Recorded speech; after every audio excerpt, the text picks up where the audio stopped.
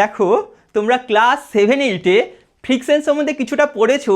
এবার আমি তো জানি না তোমরা কতটা বুঝে পড়েছো আর কতটা মুখস্থ করে পড়েছো, তবে ক্লাস 11-এ তোমরা ফ্রিকশন অ্যাকচুয়ালি কনসেপ্ট দেখবে।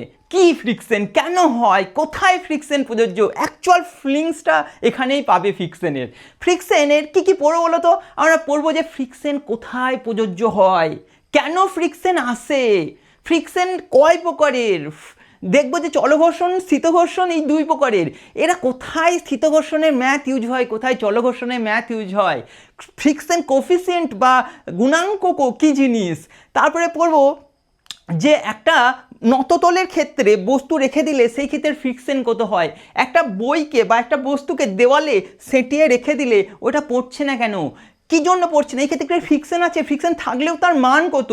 তারপরে একটা ব্লকের ওপর আরেকটা ব্লক যদি রেখে দিই বা একটা বস্তুর ওপর যদি আরেকটা বস্তু রেখে তাকে গতিশীল করো, তাহলে এই ক্ষেত্রে ফ্রিকশন কত। একটা সাইকেল চলছে, সেটা কি করে চলছে। ইভেন ফ্রিকশন আমাদের কি শুধু ক্ষতি করে না লাভ করে, ফ্রিকশন থাকলে কি হবে, ফ্রিকশন না থাকলে কি হবে।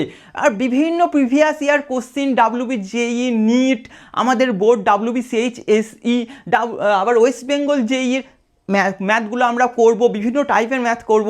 তা দেখো খুব ইন্টারেস্টিং চ্যাপ্টার আমরা শুরু করতে যাচ্ছি, যার নাম হলো ফ্রিকশন। হেডিং দাও ফ্রিকশন বা ঘর্ষণ, ঠিক আছে।